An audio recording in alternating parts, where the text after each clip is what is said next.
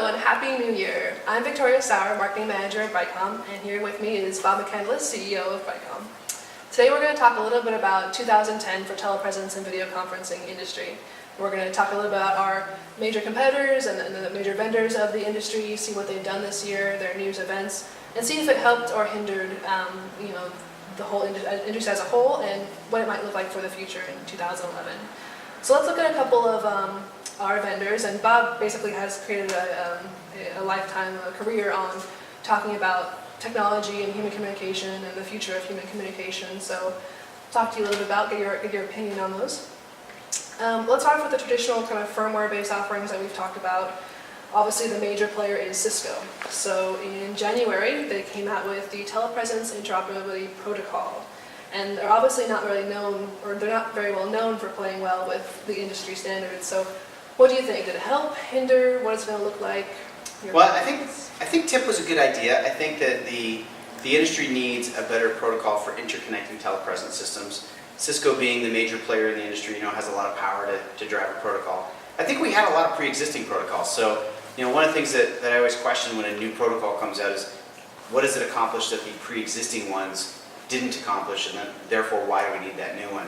I'm not sure that question's really answered well with me with TIP yet. I don't see a lot of new ideas with TIP that weren't already embraced by other protocols. There is some neat stuff in the way you can cross-interconnect different systems like Tandberg and Cisco, which Tandberg has a blue background, Cisco has a white background, Polycom has a wavy blue background. That background difference can make a big deal, that when you connect the telepresence systems, it can break that illusion. Things like that aren't really covered in TIP, so we'll have to wait and see how it affects the future. Okay. In April of 2010, they acquired Tandberg, which you've mentioned. How did that help? I mean, obviously they acquired a whole new video conferencing offering line with Tandberg's products, Sure. but how else did that help them? Well, I think the big thing they got out of that is they got credibility. They went from a company that was really kind of hodgepodging together a bunch of different solutions where they were using Sony encoders with Rad Vision, infrastructure and somebody else's cameras and a desk that they designed and made that was very cool. And then what they did is they kind of, by acquiring Tandberg, suddenly had all the underlying infrastructure, to make all that work in a truly legitimate way. So I think from their perspective it was good. Was it worth the price? I don't know, but it was definitely a great move for them. Okay. And they rounded out the year with a new home telepresence offering called Yumi. And obviously that came with a price and a subscription monthly network price. Yeah. How did that work out, and what do you think about that? The UMI, the UMI, the Yumi. We brought out a home telepresence product. Obviously we don't have the marketing power of Cisco yet. But we brought that product out. We didn't see a lot of demand for it. We were in that same price point.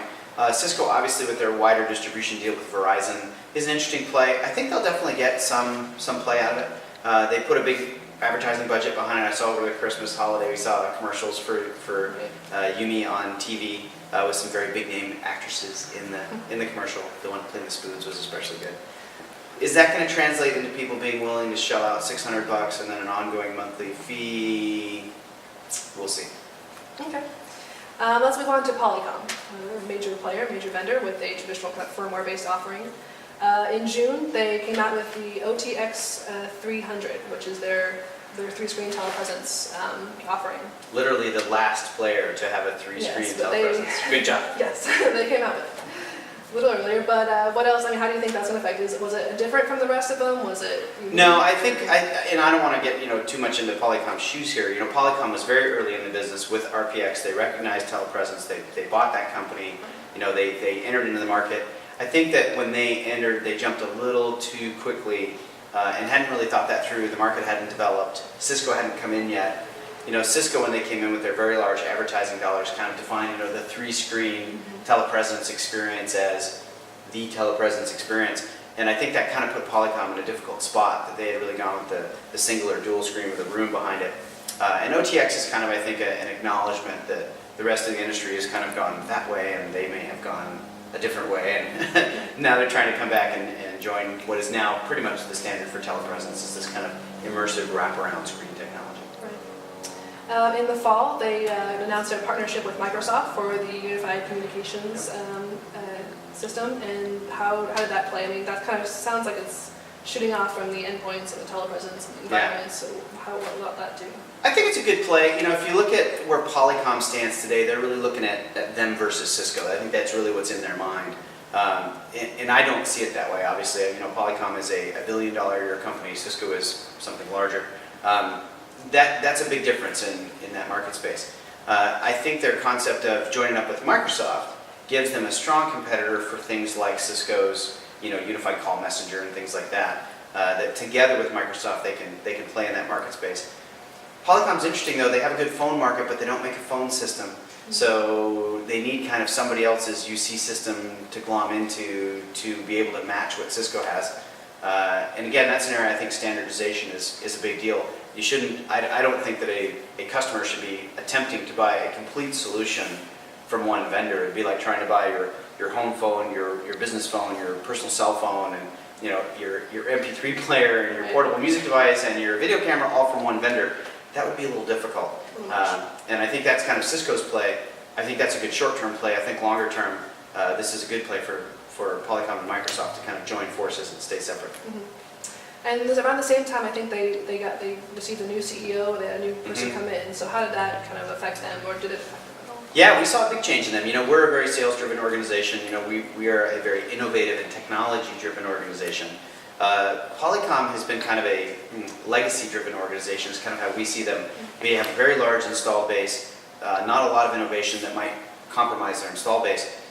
Since the change, we've seen them really return to a selling model, actively selling and making price adjustments and getting aggressive and getting out there, which is a great move for them. I think that was a necessary change.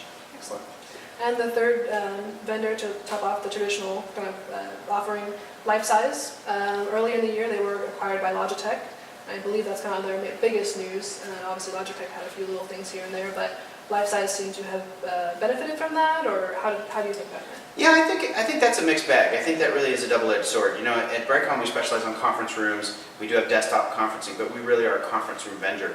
LifeSize was very much a conference room vendor. Obviously, Logitech, the complete opposite. You know, desktop eyeball cameras, all that low end of the market space.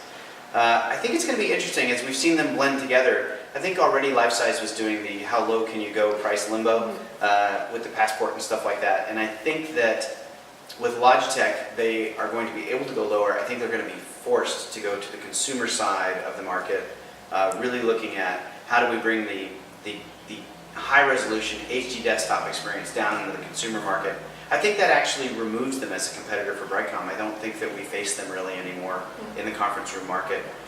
Still a little there today with LifeSize Team and LifeSize Room and some of their bigger products. I think over time we'll see a lot of those kind of wander away in consumer land. You know, I had a good question today. You know, in a conference room, is a LifeSize Team product, you know, better than a PlayStation? I don't know. You know, I don't know. It might be fun to have a PlayStation in my conference room. That's true. Did the passport make a huge? I mean, I think that was kind of a more subdued this year. It wasn't. Yeah. Well, the opportunity of spending $2,500 for an HD passport versus, you know, Logitech brought out an HD webcam for I think $300 or $100, whatever it was. It was very low. You know, the difference between those two, you're already not giving a complete conference room experience. You're only doing video. You don't have data except through H.239 data conversion into video. You don't have good integration with audio and phone systems and all the other things that they're missing. I think that's a tough road to be in. I think that we'll see them, like I said, move to consumer. I think the conference room market would be the realm of the Polycoms and the BrightComs and Cisco gear. Excellent.